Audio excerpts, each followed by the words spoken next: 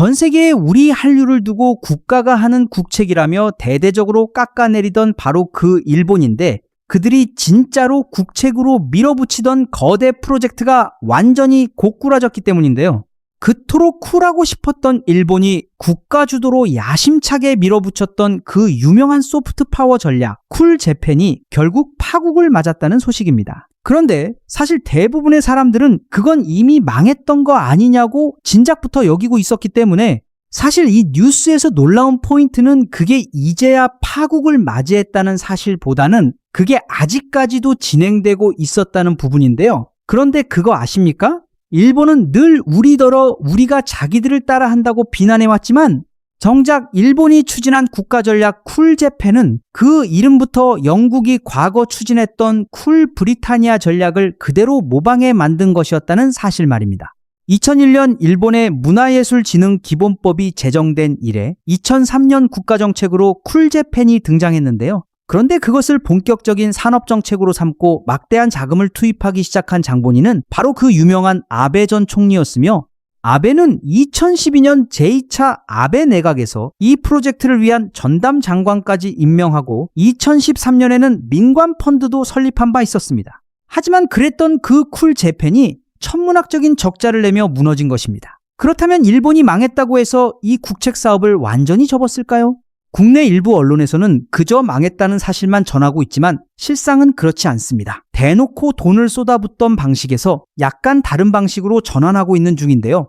그런데 그 과정에서도 또다시 우리나라가 언급되는 흥미로운 상황이 벌어지고 있습니다. 물론 언급되는 방식이 달라졌죠. 이제는 심지어 일본이 자랑하는 최고의 민간 소프트 파워 분야마저 그들이 가야 할 길을 한국 모델에서 찾고 있는 상황이기 때문인데요. 자, 그렇다면 쿨 재팬이 쫄딱 망했다는 것이 구체적으로 무슨 이야기인가 살펴보겠습니다. 일본의 마이니치, 아사히 등 유력 매체들이 일제히 이 소식을 전하고 있는데요. 기사에 따르면 쿨 재팬 기구가 결국 폐지 수순에 들어갔으며, 그 배경에는 막대한 누적 손실과 예산 요구 보류가 있다고 합니다.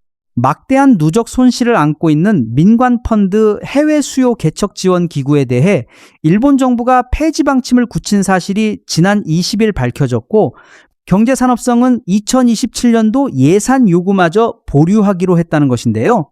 아베가 역점을 두고 추진했던 주요 정책 중 하나였으나 누적 적자가 무려 540억엔에 달하는 데다 이런 대실패로 인해 정부가 관여하는 투자 사업 방식 자체가 도마 위에 오른 것입니다. 이에 대해 마이니치는 이렇게 설명했는데요. 일본 정부가 자금을 대며 키우려던 쿨 재팬은 신규 투자가 완전히 불가능한 상태에 빠졌다. 어떻게든 살려보고자 통폐합을 위해 전문가 회의를 열었지만 정부 관계자에 따르면 이미 폐지를 전제로 한 조정 작업이 진행 중이다. 이는 일본 문화를 해외에 알리고 판매하기 위해 만들어진 상징적인 조직이었으나 눈덩이처럼 불어나는 적자를 감당하기 어렵다는 것이 일본 정부의 판단인 것이죠.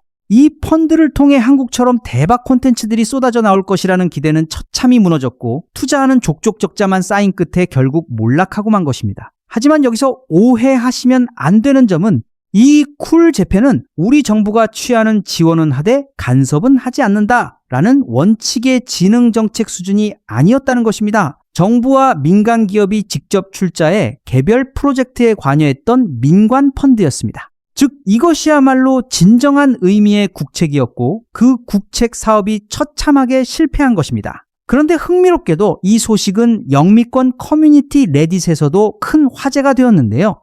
일본의 문화 영향력이 예전만 못하다 해도 여전히 일본에 대해 관심을 갖는 서구권 사람들이 꽤 있다는 것이죠. 영미권 누리꾼들은 이 소식에 대해 다음과 같은 반응을 보였습니다. 애초부터 어리석은 짓이었어. 잘 결정했다. 쿨 재팬은 그동안 해낸 게 아무것도 없어. 한국에도 비슷한 시스템이 있지만 한국은 정말 체계적이고 효과도 뛰어나지. 한국이야말로 소프트 파워를 정부가 어떻게 뒷받침해야 하는지 보여주는 훌륭한 사례다. 540억엔이 순식간에 사라졌네. 분명 어디 좋은 곳에 쓰였겠지. 그런데 이 사업을 추진하는 동안 일본에 대한 매력은 오히려 더 떨어졌어. 그럼 이제 쿨하지 않은 일본으로 바뀐 건가? 하지만 앞서 말씀드렸듯 일본은 문화 확장을 포기한 것이 아니라 전략을 수정한 것인데요. 그 새로운 전략에서 일본 정부와 민간은 모두 우리나라를 벤치마킹하고 있습니다. 실제로 우리나라는 일본 경제산업성의 공식 정책 자료에 등장했는데요. 해당 자료에서는 일본발 콘텐츠의 해외 매출을 2023년 기준 5.8조엔에서 2033년까지 20조엔으로 확대한다는 목표를 세우고 예산 지원 전략을 수립하고 있었습니다. 그런데 자료 내용 중에서도 가장 먼저 눈에 띄는 부분은 주요 문화 강국들의 콘텐츠 산업에 대한 재정 지원 규모를 비교한 대목이었는데요. 일본은 그들도 콘텐츠 산업 투자를 더 늘려야 한다는 논리를 펴면서 미국, 중국, 프랑스, 한국의 구체적인 정부 투자액을 자료로 제시했습니다. 그에 따르면 2025년 기준 미국은 약 600억엔, 중국은 약 1,400억엔, 프랑스는 약 1조 250억엔인 반면 한국은 고작 700억엔 수준으로 분석되어 있었는데요. 이 자료만 봐도 알 수 있듯 우리나라는 정부 지원 때문에 한류가 성공했다고 말하기에는 상대적으로 정부의 투자 비용이 많지 않죠. 자, 그런데 여기서 핵심은 일본의 쿨 재팬 방식이 완전히 실패로 끝났기 때문에 이제는 일본 정부도 전면에 나서서 직접 투자를 하는 게 아니라 한국처럼 콘텐츠 생태계를 조성하고 후방에서 간접 지원하는 방향으로 선회한다고 규정한 점이었습니다. 기존의 직접 투자형 쿨 재팬 펀드는 접고 한국식 간접 지원 모델을 따르겠다는 것인데요. 하지만 일본은 이제 문화 강국 대한민국의 지원 방식만 따라하겠다는 게 아니라 콘텐츠 생산의 다양한 분야에서 한국을 배워야 한다고 주장하기 시작했습니다. 일본을 대표하는 영자 매체인 니케이 아시아는 일본이 소프트 파워를 축적하기 위해 방탄소년단을 봐야 한다고 전했습니다. 기사는 BTS를 통해 널리 알려진 위버스 앱이 슈퍼팬덤을 어떻게 경제적 힘으로 바꾸었는지에 주목했는데요. K-팝 그룹 BTS가 사용하는 앱 위버스가 일본도 한국처럼 콘텐츠를 통해 소프트 파워를 축적하게 해주는 단서가 될 수 있다는 것이었습니다. 그러면서 기사는 위버스에 대해 이런 설명을 내놓았는데요. 위버스는 방탄소년단의 전 세계 수많은 팬이 모여 서로 소통하는 글로벌 플랫폼이다.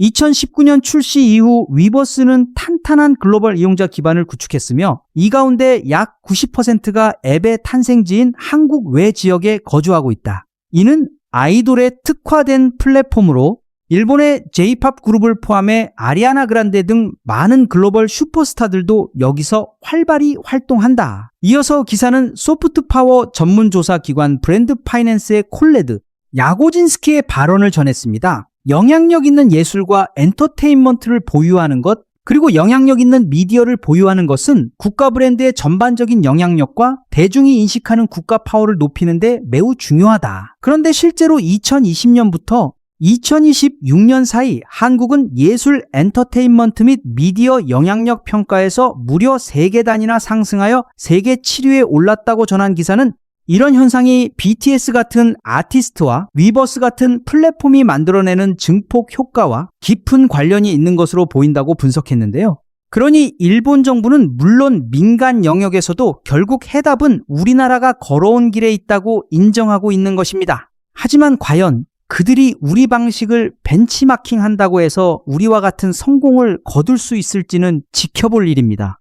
대한민국이 위버스 때문에 지금과 같은 소프트 파워를 축적했다고 하는 건 워낙 우리가 크게 성공했기에 뭐라도 이유를 찾아보고 싶은 심정이겠지만 좀 심하게 말하면 헛다리 짚고 있는 거 아닌가 하는 생각이 들게 하는데요. 그런데 사실 이런 현상은 일본에만 국한된 것이 아닙니다. 일본을 포함해 아시아 전체가 우리나라를 이미 확고한 롤모델 국가로 삼고 있는 상황입니다. 특히 이제는 한국을 보며 더 이상 서구를 절대적인 기준으로 삼지 않아도 된다는 목소리까지 나오고 있을 정도인데요. 이런 주장을 펼친 인물은 필리핀 영화개발위원회 위원장이자 필리핀의 영화 감독인 호세 하비에르 레이스였습니다.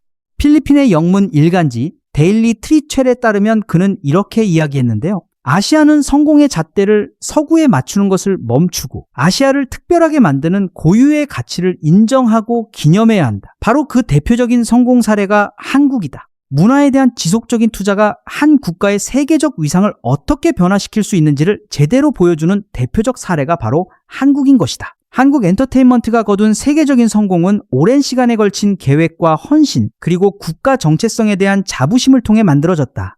따라서 이제 아시아 국가들은 한국과 같이 자신들의 정체성과 문화적 강점을 받아들이고 이제 더 이상 서구의 기준으로 스스로를 평가하는 것을 멈춰야만 한다. 비록 그런 한류도 하루아침에 만들어진 것은 아니지만 태양은 이제 동쪽에서 떠오르고 있다. 한류는 한국인들이 자신들의 문화를 사랑하며 수십 년 동안 헌신하고 집중한 결과이다. 우리 역시도 우리의 대중문화가 전 세계에서 인정받기를 원한다면 먼저 우리가 누구인지를 깨닫고 우리 스스로를 깊이 사랑해야 한다. 레이스 감독의 주장은 단지 한류를 피상적으로 배우자는 게 아니라 한류처럼 자기 문화에 대한 자긍심을 키우자는 것이기에 한류가 다른 아시아 국가들에게 정말 선한 영향력을 끼치고 있구나 하는 것을 다시 한번 깨닫게 해주는 부분이 아닐 수 없습니다. 그리고 이처럼 더 이상 서구가 중심일 필요가 없을 뿐더러 더 나아가 서구를 뒤흔들고 있는 주역이 한국이라고 평가하는 국가도 있는데요. 그곳은 바로 인도입니다. 인도의 종합시사 매체 아웃룩 산하 대중문화 전문 매체 아웃룩 팝 위스퍼스는 시청률 조사 기관 닐슨의 보고서를 인용하며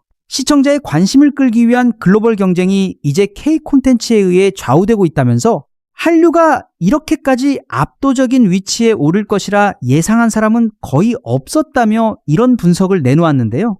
한때 틈새 엔터테인먼트 수출품에 불과했던 한국 콘텐츠가 이제 대중 시청자를 끌어들이고 붙잡아두는 스트리밍 산업의 가장 강력한 핵심으로 성장했다. 그중 일부는 할리우드의 대표적 프랜차이즈마저 뛰어넘어갈수록 더 큰 인기를 얻고 있으며 한국 대중문화의 영향력은 이제 단순한 팬덤 영역을 넘어 할리우드의 결정에까지 영향을 미치고 있다. 즉, 우리나라 대중문화의 힘이 전 세계 엔터테인먼트의 판도뿐만 아니라 할리우드 스튜디오들의 결정까지 좌지우지하고 있다는 관점을 내놓은 것입니다. 기사는 이어서 한국의 문화 콘텐츠는 상업적 잠재력을 지닌 하위 문화를 넘어 할리우드의 메인스트림 시장까지 이끄는 핵심 동력으로 발전했다면서 한국은 이제 명실상부한 글로벌 문화 강자가 되었다고 평가했는데요. 그런데 더 놀라운 것은 현재 전쟁이라는 힘든 상황을 겪고 있는 국가 이란에서도 한국을 배워야 한다는 관점이 존재한다는 사실이었습니다. 이란을 대표하는 영문 일간지 테헤란 타임스는 문화 강국을 위한 한국의 청사진을 보며 이란이 배울 점이 있다고 주목했는데요. 한국이 문화를 국가의 핵심 경제 성장 동력으로 전환하겠다는 야심찬 비전을 공개한 것이 이란에게도 시사하는 점이 많다는 것이었습니다. 구체적으로 기사는 한국이 K컬처 산업을 경제성장 동력으로 육성하는 것을 두고 이런 반응을 보였는데요. 한국만큼이나 깊은 영화 역사와 풍부한 문학, 음악 전통을 보유한 이란은 한국의 이런 체계적인 접근 방식을 참고해야 한다. 관광객 급증에 대한 한국의 인프라 구축 역시도 이란이 추후 관광 산업을 위해 참고할 부분이며 예술가 지원과 지역 분산 발전 또한 이란이 배워야 할 점이다. 그리고 한국이 문화와 스포츠, 관광 등을 21세기 국가 번영의 핵심 축으로 활용하려는 종합 전략도 이란이 참고해야 한다. 문화 강국을 꿈꾸는 수많은 국가들의 표준 모델, 그 국가들이 지금 현재 배우고 따라가고 싶어하는 유일한 국가는 바로 우리 대한민국입니다. 그중에는 일본, 중국, 인도 같은 아시아의 강대국들도 포함되어 있고 필리핀과 같은 동남아 국가들은 물론 이란처럼 전쟁 중인 국가도 있는데요. 그들이 한 목소리로 한국을 배워야 한다고 외치는 이유는 너무나 명확합니다. 단순히 정부가 천문학적인 돈을 쏟아붓고 인위적으로 띄우려 한다고 해서 소프트 파워라는 것이 저절로 생겨나지 않는다는 사실을 일본의 쿨 재팬이 겪은 540억엔 대실패가 전 세계 앞에 적나라하게 증명해 주었기 때문입니다. 그동안 일본은 물론이고 세계의 수많은 나라들이 말 그대로 국책 사업을 통해 정부 관료가 직접 관여하여 기획하고 지휘하는 관치 문화를 만들어내려 했지만 그로 인해 더욱 명확해진 사실은 문화라는 것은 위에서 아래로 찍어 누르고 감나라 배나라 지시한다고 해서 꽃을 피울 수 있는 영역이 아니라는 것뿐이었죠. 또한 서구의 흥행 공식과 할리우드의 방식을 그대로 흉내내고 맹목적으로 추종한다고 해서 세계 시장에서 독창적인 경쟁력이 생기지 않는다는 것 역시 지난 수십 년간 아시아 전체가 뼈아프게 겪었던 시행착오였습니다. 하지만 우리 대한민국은 완전히 다른 길을 걸어왔습니다. 정부는 전면에 나서서 창작자들의 손발을 묶거나 내용에 감나라 배나라 간섭하는 대신 지원은 하되 간섭은 하지 않는다는 확고한 철학 아래 창작자들이 마음껏 상상력을 펼칠 수 있는 건강한 인프라와 생태계를 뒤에서 묵묵히 받쳐주었습니다. 그 자유로운 토양 위에서 우리 창작자들은 세계에서 가장 트렌드에 민감하고 눈높이가 까다로운 국내 대중들의 마음을 사로잡기 위해 피나는 고민과 치열한 경쟁을 거듭하며 콘텐츠의 완성도를 극한까지 끌어올려왔던 것입니다. 하지만 무엇보다 가장 결정적인 차이는 바로 우리 스스로가 우리 문화를 진심으로 아끼고 우리 고유의 정체성을 뜨겁게 사랑해 왔다는 점입니다. 필리핀의 호세 하비에르 레이스 감독이 정확하게 짚었듯 우리는 서구의 기준에 우리 스스로를 억지로 끼워 맞추지 않았습니다. 우리는 우리 민족 특유의 정과 한, 신명 나는 흥, 그리고 여백과 절제 및 살아있는 고유의 미학을 가장 세련되고 현대적인 방식으로 당당하게 담아냈으며 그로 인해 비로소 동양과 서양, 국경과 언어, 세대의 장벽을 모두 뛰어넘어 전 세계인의 심장을 뒤흔드는 압도적인 문화의 힘을 폭발시킨 것입니다.